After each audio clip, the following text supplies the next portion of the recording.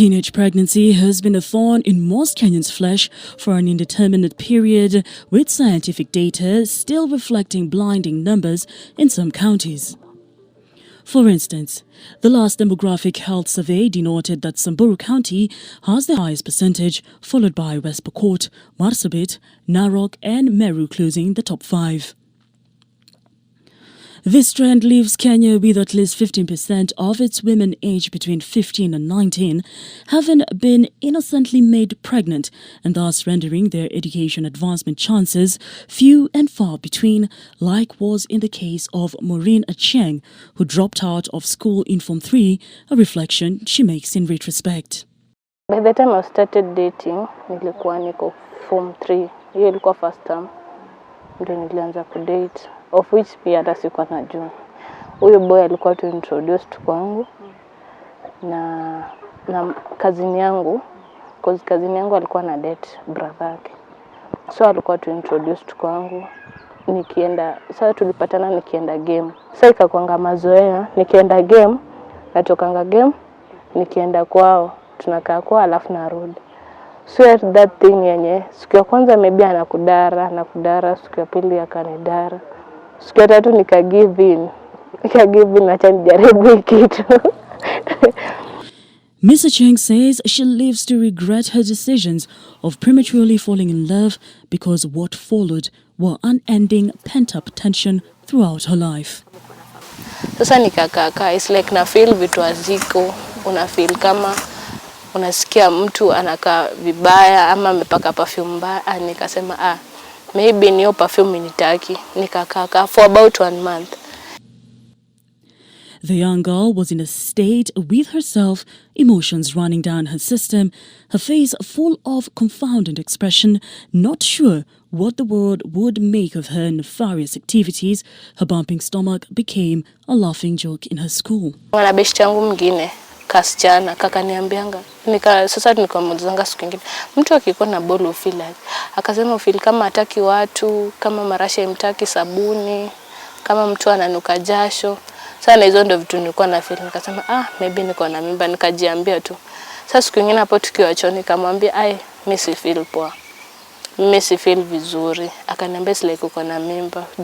Okay, I would say that as a chairperson of the Likuyani Community Empowerment Organization, we've been able to be part of a coalition of organizations within Kakamega County that have been trying to battle issues around teenage pregnancy and also issues around HIV and AIDS. And one thing has come out clear in all the participation and the involvement and the engagement. And the thing that has actually been coming out is that we have so many of our young people out there who do not have clear information and clear knowledge on issues around their sexuality. We have so many people who still do not have the clear information on issues around HIV. And you'd find that as a county, we're still battling the fight against teenage pregnancy. Her life took a beating afterwards, left forlorn just like she was before meeting her travails from the evil prying eyes. Not even her shadow was sharply cast before her own eyes. She would only imagine to herself how even a mere conversation with her mother could have saved her innocence. As we all understand, sexuality is a very sensitive topic. Most of our teenage parents are usually not very open to discuss it with their growing children. For information, most of the parents we have nowadays are in this age bracket of 30 and below. They do not belong to that category of courageous parents who will hit the nail on the head. They keep beating about the bush. Culturally, we've grown up knowing that there are some things we are not supposed to discuss in public. I saw the program very important and very inclusive, because at one point, the parents have abdicated their duties. They rarely talk to the young girls or even the boys about sexual issues or reproduction. So they have run away from that responsibility and is left direct to teachers. Is actually they don't engage their young ones or their children in terms about what they need to do, how to deal about with issues related to sex or even reproduction. So this has been the challenge And these challenges actually roll back to the school. So they have left all the duties or matters related to sexual and reproduction to the teachers. A few kilometers from Acheng is a much younger mother and wife because her union was unfortunately huggled through by both her parents and her corresponding in-laws as accustomed in their culture. Coming from communities that still are not yet ready to find themselves staying away from customs and taboos. And some of these customs and taboos have led into wrong misconceptions of issues around the fight around teenage pregnancy and HIV, that is issues around contraceptives, and also just issues around the fight on teenage pregnancy.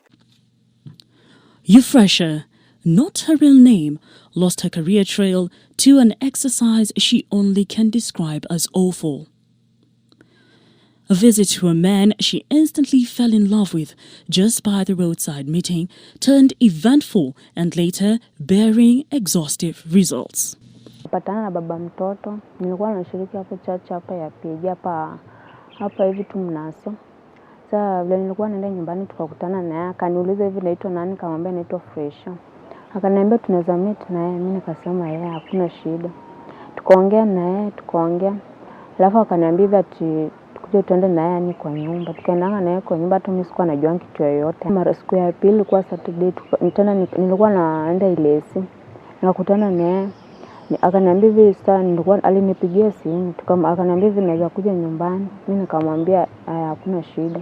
Sasa mimi nikamwambia acha nioge, nipeleke vitu nyumbani kwanza zenye amenituma, alafu nikuje nyumbani. Nikaenda nikaoga, akakujanga akanichukua na piko, akaniletanga mpaka huko. Kwa kujangu tukaongea naye tena, alafu yeye mwenyewe akaanza tu kunifanya tu hivyo, tukalala tena naye.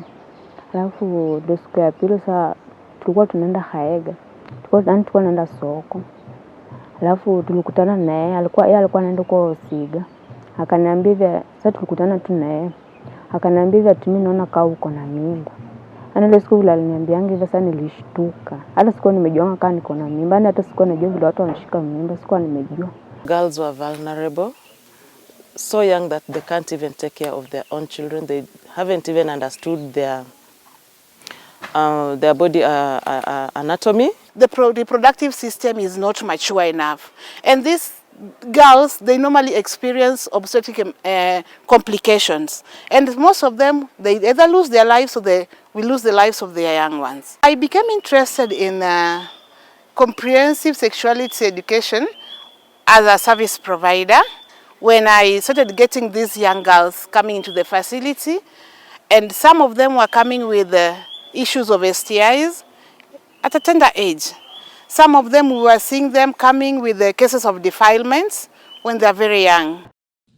Just like Acheng, the young girl was forced to shelve her career goals after she sat her primary examinations and only managed to get a Miss-League score against her target. Mi babangu tu aliniambia tunaweza tu polytechnic na nijifunzie, lakini hakuniambia kwa mambo yao. Sasa vile tulifanya mtihani nilianguka na hata pia alikasirika.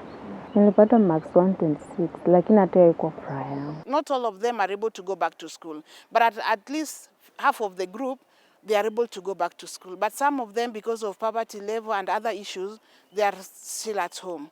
But now we are seeing that how can we support them? But even if you support this girl and she's able to do maybe mat making or whatever, she's not what she wanted to be. Because we kept quiet until this girl conceived. In a pilot program on comprehensive sex education mounted in some schools within Kakamega County by Reproductive Health Network of Kenya, RHNK, in partnership with other stakeholders, lack of adequate sex information emerged as a great contributor to most of these teenagers' travails. We had a meeting with stakeholders in Kakamega County, and this was a multi-sectoral stakeholders who included the Teacher Service Commission, the Ministry of Education, Ministry of Health, and then the local leadership. And we interrogated the KDHS results, and they themselves appreciated that there existed a problem, and more importantly because of the social culture, you know, the cultural practices that go on. The program entails moving around the schools, educating the children, getting to know their views on what they know pertaining the sexual education, and also getting to know the gaps which may be leading to this increased teenage pregnancies.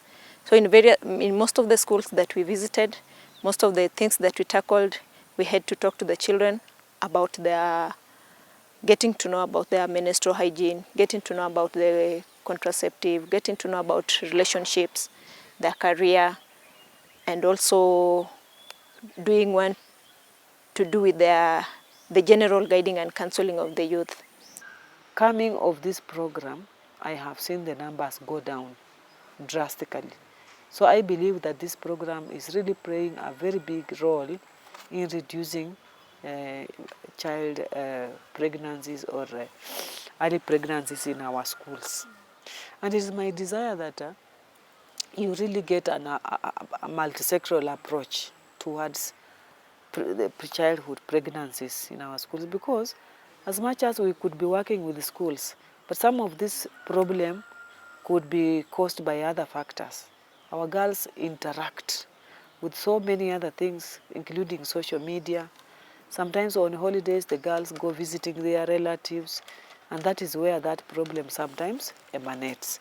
So if we could work with the, you know, very many other departments, like the assistant chiefs and the chiefs, they really go, they also really play a big role, such that when they see girls roaming around on the markets or even in nightclubs, they normally raise their voice and care is taken. The idea of transforming what most schools refer to as reproduction topic into a comprehensive discussions in these schools was a stroke of genius. The paradigm shift from which most teachers attribute great success and a breakthrough in their students' empowerment. What I want to say about reproductive health as a program, it has really gone a long way into helping our girls realize themselves, realize the need to protect themselves sexually, so that they don't go into problems of early pregnancies in schools. Actually, in my zone, since I came to Kabaras Central Zone and Kakamega North, that problem was rampant. Very many girls would get pregnant as early as 13 years, 12 years. You know, we would lose so many girls because of early pregnancies. But with the coming of this program, I have seen the numbers go down. The impact is very positive. The learners are positive, and they found this so beneficial, because at one point there are some things they learned that actually their teachers were even not talking to them. And some confessed. 98% said this is what parents cannot talk to them about. They are almost 18 years or 17, but nobody has ever shared with them. They are only trying to discover outside what is this they do. But after talking to them, they realized we were doing the wrong thing. And they had a positive attitude. Let us try to exercise what we learned from that day. Mambo yenye tulisoma, let us put in practice. A magic wand that brought sense to young learners, male and female alike, against the incessant peer pressure that comes with their body development, and would later save generations from derailing on their career paths. Mimi kupata mimba si ati nilikuwa napenda. Nijua sikuwa najua hata kuna anything about family planning. Na sikuwa najua anything about sex. Na sikuwa nimaifunza. Hadi niliambia mamangu, kama ungewai nikalisha chini uniambie hii na hii ni mbaya, na ukifanya hivyo unapata hii, singekuwa nishaipata mimba. Bado tunamblame, lakini pia najiblame. Nambianga kama mimi utashindwa kuambia watoto, mimi ndio nitawaambia, na wakalishanga chini nawaambia. Most of the relationships that lead to these teenage pregnancies, you'll find that is not even among the teens themselves, but is among the border guys And this is as a result of the girls. Most of the girls were saying that they lack things like sanitary pads. And maybe when they request their parents, it becomes like an issue because of the poverty issue. So they tend, if they are given the boda guy can buy for her a sanitary pad, then in return they can give in the sex. And given that even the understanding of the menstrual cycle was not up to date to most of them, so some of them you'll find they even get into sexual activities before even they start their menstrual period, and by the time they're getting to the menstrual period, they don't understand their cycle, and that's how they get pregnant. And not having the knowledge of contraceptives and that, they can't protect themselves, so they get into the pregnancies. And I've had an engagement with this organization, Reproductive Health Network. They've supported us in the last 2 years. They've trained guidance and counseling teachers, because we believe that if a teacher is empowered and they are able to train or inform their learners, cases of teen pregnancy and early pregnancies will not be as high as it is. You know, this program has been quite impactful in the sense that, you know, through sharing information with the young people, either in school and out of school, it creates the awareness, the sensitization, so that they are able to know how to take care of themselves.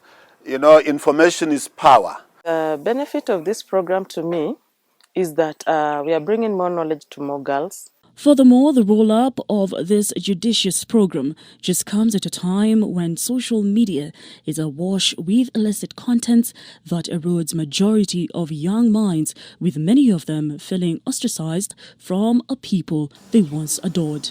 The facilitation ended on the same day. I had a lot of celebration from the pupils. They were all eager to review the information they had received. And since that day, we saw their attitude change. It is something that should be supported by all sectors, because in as much as we try to pretend that our young children are not exposed into this, on the ground in reality, it is true, these children are aware of what is going on.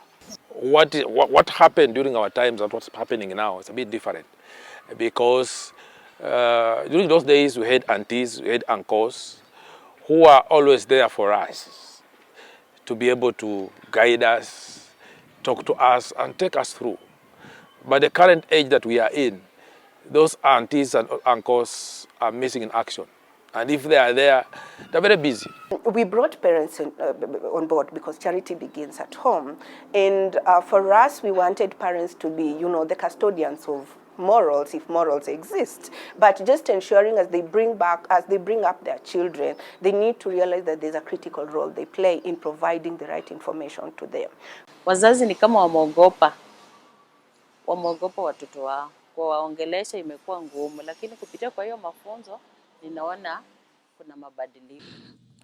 Sharon Nekesa, unlike most of her contemporaries, managed successfully to enroll herself into the program, and thanks to her benevolent trainers, and finally saw herself through and is now pursuing her career path. Region K has really helped me a lot as I was transitioning from my adolescence into adulthood. It has really helped me. Nekesa, however, is appealing to the government to consider embodying this program into the curriculum so that it can help younger generation through their tribulations. I would like a Region K the program to be introduced in the neighborhood, in my school, because like there in the Polytechnic, we know most people are in relationship. I think I can highly recommend that Reproductive Health Network partners with KICD so that aspects of comprehensive sexual education are incorporated in the curriculum. The topics can be infused. Of course, you know, policies in government must go through various stages, but personally I think it's very important for it to be incorporated in our curriculum, and learners or students should be taught about it? Also really encourage that the Ministry of Education through KICD, as they do the reviews, inculcate sexuality as a topic in totality. School learning curriculum, to me, I feel it would be more beneficial because as they study and do the other skills in school and curriculums, they'll also have an opportunity to understand more about their bodies. I think it is high time the policymakers come to understand that it is one thing wanting me to do this, and it's the other thing me willing to do it. So the policymakers imposing what they feel that the youth should know is different from what the youth wants to know. So it is important that it is introduced so that they also learn their own things, so that they also speak out. What we are trying to do is we are trying to empower them so that they know. You remember we have the GBV issues, the triple therapy, the triple threats. And it is, where is it originating from? They're not being molested by their parents at home. It is among the teachers, among the boarders, among other relatives, cousins, uncles. So if this girl is empowered and knows her right, she'll be able to speak out. And she can only be empowered if she's educated and told about the issues that concern her. I believe if we brought all stakeholders on the same table, and particularly the young girls themselves, because I've realized we adults, we just pass policies and, decide for our young ones. We are forgetting to know that our young ones nowadays, it's not like during our days when we were young. These children are exposed to media, they're exposed to digital platforms. So they have some information, of which sometimes they keep on sharing amongst themselves, and they are sharing the wrong information. To me, I believe it's a time to just accept a spade is just a spade. We shouldn't bury our heads in the sand. We should bring these topics now, like everywhere. We involve the girls. We sit on a round table, the church, the traditional administrators, everyone, the parents, sit on a round table and then decide what is it that is right for our children. Like, we should give them space to also choose for themselves as we guide them. Because much as we even bury our heads in the sand, the teen pregnancies are still there. The high rises of HIV among the adolescents and youths is still there. And we want to pretend like it is not there. And it is hurting. It is hurting to the economy, it is hurting to the parents, it is hurting the young girls. Yes. Different stakeholders are now rallying their cause towards the development of reproductive health education into the curriculum to foster a healthy environment for teenagers.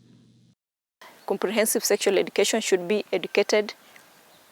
introduced in schools, because from the assessment from these few schools we visited, it was evident that there is a gap which has to be taken care of. So if this gap is solved, then I'm sure that we will have solved part or some of the problems that are related to sexuality. Is quite critical. We need to make our children understand who they are and what they're supposed to do. And so I think it is important that we create awareness both in the church and even in our learning institutions. We already are doing in the church. We organize meetings for the youth and teach them on matters concerning sex. And I think it is very, very important that because if we don't do that, we are going to lose many of them. And this teenage pregnancy doesn't discriminate whether someone has a disability or not. Because even in the club, we have those people who cannot talk or hear, but they are pregnant in class 8, class 6. So we have them. So what am I saying? We should not really keep a close eye, or we should not really pretend like this thing is not happening. Teenage pregnancy is there. And just as we are fighting the triple threats, we really need to put more efforts. And we need everybody to help us to fight this. We need to approach the church. We need to approach the teachers. We need to come together, even with healthcare workers, so that we can see that our girls have been able to be empowered enough with knowledge and skills to understand themselves. Because most of them sometimes, they don't understand themselves. They don't know the anatomy or anything about their reproductive health. But once we educate them and we explain to them the process of how somebody can become pregnant, and we tell them the disadvantages, you find these girls are good. Actually, in my own opinion, we need to change the aspect or the approach and face this thing the way it is and bring the conversation to an open table. And not just a conversation, but a real a conversation that can be implemented and can be documented. Because if we just say it's a conversation, then it will end at one point. But as a curriculum, it will be meaningful. Because the way we are talking about it, maybe reproduction in science, is different from the way it's supposed to be taught as a subject. Because that's only a topic, and is only specified to reproduction of a human being. But now let's bring it as a concept or as a subject that covers it at a larger extent, that involves everybody. Because at one point I want to believe that we have had a problem because parents are not involved. The stakeholders are not involved. They have run away from the duties. So if they know it's a subject, a learner will know that at one point from the point 1 to point 2, this is what I'm covering. Not just about reproduction as a topic. Let this learner know that I'll take it from this particular level to the other level of my learning. That will actually cause about change in attitude and mentality. So the Ministry of Education, I believe this should just be taken as a learning area, not as an incorporated topic. One of the reasons as to why probably... So I will really advocate that KICD, in their reviews, find it in order to include reproductive health education and sexuality in the curriculum so that we teach it exhaustively in the syllabus. Because as much as we are saying we don't want to teach our learners about sexuality, these learners are getting this information from other sources. So there's nothing we are hiding from our learners. And it's better that this program has come up so it will teach them it will give them the correct information. Because when we say we give a blank, we give a blank eye to the learners, that they are ignorant, all that, could just be cheating ourselves. These learners are getting information from the social media and that information they get from social media and other sources could be false information. But so I think if this program comes in, it will be able to give them the right information. And so this is a program that would strongly recommend that we need to engage extensively with the various players, be it the legislative arm of government, be it the policy-making arm of government, so that we can collectively, non-governmental organizations, the religious organizations, we need to come together and be able to share extensively. And if there is something that some players feel uncomfortable with, we can be able to share and be able to agree on what then should be done. So in my own opinion, at a personal level, I would feel that having been involved a bit in the program, this is a program that really needs to be embraced by all of us, and especially as a nation, because we must save this country from what is happening, especially on what I've mentioned in terms of the number of pregnancies. We have had even in some schools, you had about 50-something girls, young girls being pregnant.